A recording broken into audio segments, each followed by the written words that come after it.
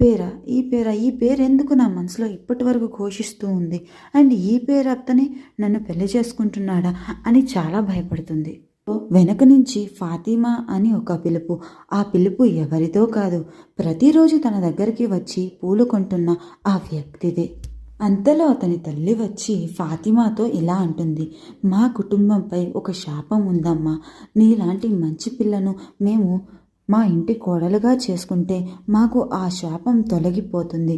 దయచేసి ఈ పెళ్ళికి ఒప్పుకో. ఆ అబ్బాయి చాలా అందగాడు, చాలా మంచివాడు, మంచి గుణగణాలు ఉన్నవాడు అని ఆ తల్లి చెప్తుంటే ఫాతిమా తన మాటలు ఏమీ పట్టించుకోకుండా ఒకటే ఆలోచిస్తుంది. ఫక్రుద్దీన్ జీన్ అని నా మనసులో ఎందుకు వచ్చింది? ఆ పేరు వస్తుంటే ఎందుకు నేను కంగారు పడుతున్నాను? నాకు ఎందుకు ప్రశాంతంగా ఉండట్లేదు అని ఆలోచిస్తూనే ఉంది. ఆ తర్వాత వాళ్ళు వెళ్ళిపోయాక తన తల్లి, ఆ అబ్బాయి చాలా మంచోడమ్మా, నిన్ను వివాహం చేసుకుంటానని తనే వచ్చాడు. అలాంటి అబ్బాయి ఎక్కడ దొరుకుతాడు చెప్పు, నీకు ఆ అబ్బాయే సరైన జోడి అని అంటుంది.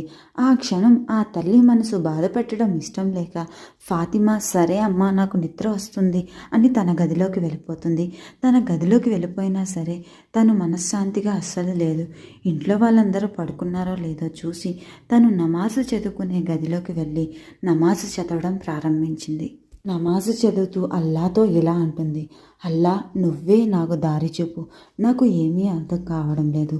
ఇంత సడన్గా ఆ వ్యక్తి ఎందుకు మా జీవితంలోకి వచ్చాడు? ఈ ఫక్రుద్దీన్ జీన్ ఎవరు? అతని పేరు పలుకుతుంటే నేను ఎందుకు ఇంత ఇబ్బంది పడుతున్నాను?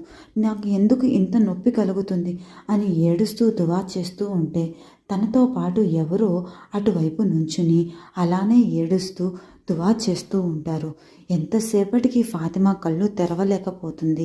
తను ఎవరో చూడడానికి చాలా ప్రయత్నిస్తుంది, కానీ ఆ వ్యక్తి ఫాతిమాతో పాటు కలిసి ఏడుస్తూ ఏడుస్తూ అల్లాతో దువా చేస్తూ ఉంటాడు.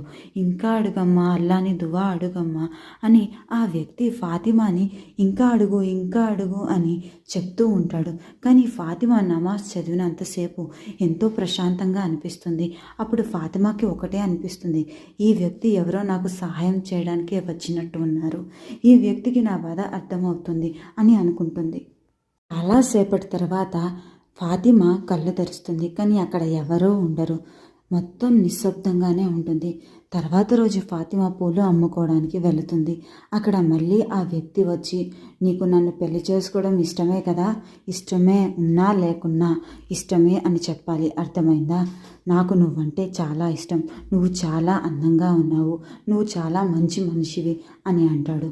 అప్పుడు ఫాతిమా, నాకు నువ్వంటే ఇష్టం లేదు, నువ్వు